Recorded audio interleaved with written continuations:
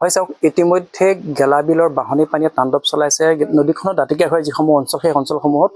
বৰ্তমান মই উপস্থিত আছোঁ ডুবি গাঁৱত। প্ৰথমে মই মোৰ সহযোগীক মই কিছু দৃশ্যাংশ দেখুৱাবলৈ অনুৰোধ জনাম।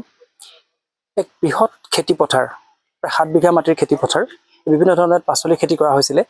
যিহেতু এই খেতিসমূহ ইতিমধ্যে বিক্ৰী কৰিবৰ সময় আহিছিলেহে, কিন্তু সেই মুহূৰ্ততে গেলাবিলৰ যি বাঢ়নী পানী, সেই বাঢ়নী পানী এই খেতি পথাৰত সোমাই যোৱাৰ লগে লগে এই যিখিনিসমূহ খেতি আৰু কৰিছিলে প্ৰায় 7 বিঘা মাটিত, যাৰ পৰা প্ৰায় 15টা-16টা পৰিয়াল চলি আছিলে, সেই খেতিখিনি বৰ্তমান কিন্তু মৰি গৈছে আৰু মৰি যোৱাৰ বাবে শুকাবলৈ আৰম্ভ কৰিছে আৰু এই খেতিসমূহ কাৰ্যত নষ্ট হৈ পৰিছে। এই খেতিসমূহৰ গৰাকী তেওঁ এতিয়া যথেষ্ট চিন্তিত হৈ আছে, যিহেতু তেওঁৰ বহুত টকা ইয়াত তেওঁ লোকচানৰ সন্মুখীন হৈছে। আমি পূৰ্বতেও এইগৰাকী ব্যক্তিৰ হৈ আমি কেইবাখনো প্ৰতিবেদন প্ৰচাৰ কৰিছোঁ, ইতিবাচক প্ৰতিবেদন প্ৰচাৰ কৰিছোঁ, যিহেতু তেওঁ বিশেষ খেতিয়ক বুলি এই জেগাৰ সমগ্ৰ দেৰগাঁও অঞ্চলত তেওঁৰ নাম আছে। সেইজন হ'ল শ্বাহাবুদ্দিন আহমেদ। আৰু বৰ্তমান দেখা গৈছে এই শ্বাহাবুদ্দিন আহমেদৰ যি বৃহৎ খেতি পথাৰ, যি বৃহৎ খেতি, সেই খেতি বৰ্তমান ধ্বংস কৰা হয়, যিহেতু গেলাবিল নদীৰ বাঢ়নী পানীয়ে তেওঁৰ খেতিসমূহ নষ্ট কৰি পেলাইছে।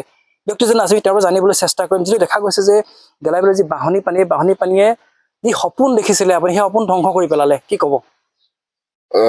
সৰ্বপ্ৰথমে NKTVৰ ধন্যবাদ জনাইছোঁ, আপুনি এই দুখৰ সময়ত আমাৰ কৃষিদল অহাৰ কাৰণে। এই মুহূৰ্তত চকুলো আৰু ভগৱানৰ শেষ ভৰসা বুলি একো বিকল্প পথ আমাৰ মাজত নাই। খুব দুখ লাগে, অতি লহপহকৈ সেউজীয়া এডৰা পথাৰ যেতিয়া হঠাৎ বাঢ়নী পানীৰ আতংকত হঠাৎ যেতিয়া তছনছ হৈ যায়, তেতিয়া মানুহৰ মুখৰ শব্দ নাইকিয়া হৈ যায়। এই মুহূৰ্তত আমাৰ আশা সপোন একোৱেই নাইকিয়া শেষ হৈ গ'ল। 7 বিঘা মাটিৰ কোমোৰা জাতিৰ আছিল, 15-20টা পৰিয়াল চলি আছিল ইয়াতে। নিজেও তৰিছোঁ, আনকো তৰাইছোঁ নীতিৰে। আজি গোটেই ৰাতিপুৱা সেই ল'ৰাকেইটা কান্দিছে যে আমি ক'ত কাম কৰিম, কি কৰিম। আৰু যথেষ্ট দুখ লগা এটা মুহূৰ্ত যে আমি সেউজ বিপ্লৱৰ সূচনা কৰিছিলোঁ। সেউজীয়া পৃথিৱী এখন চাই ভাল পাওঁ, সেউজীয়া কাষত থাকি ভাল পাওঁ। আজি সেই সেউজীয়া পৃথিৱীখন গেলাবিলৰ প্ৰবল বাঢ়নী পানীয়ে হঠাৎ তছনছ কৰি পেলালে। কোমোৰা বিকিম, পইচা পাম, বাকচত ভৰাম, সেইটো ডাঙৰ কথা নাছিল। আমাৰ ডাঙৰ কথা আছিল যে সেউজীয়া পৰিৱেশটোৰ লগত সম্পৃক্ত হৈ থাকি নিজকে আনন্দ পাওঁ আৰু 10টা ল'ৰা সংস্থাপিত হৈ থাকে।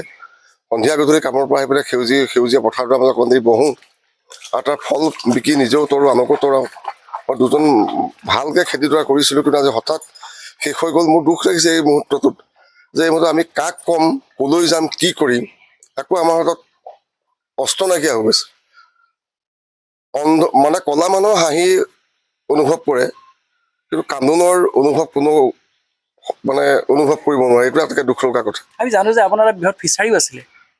এটা ফিচাৰীটো গুচি গ'ল, বাকী ফিচাৰীটো ইতিমধ্যে ভগৱানৰ ওপৰত আৰু আল্লাহৰ ওপৰত। আমাৰ কোনো বিকল্প পথ নাই, ইমানেই পানী বাঢ়িছে। এতিয়া গোটেই 7 বিঘা ফিচাৰীৰ মাজৰ যিবিলাক গৰা ফাটি গৈছে, 4 ফালৰ পৰা পানী আৰু ইমান প্ৰবল সোঁত, আৰু এনেদৰে যে গেলাবিলৰ পানী আহিব পাৰে আমি জীৱনতো কল্পনা কৰা নাছিলোঁ।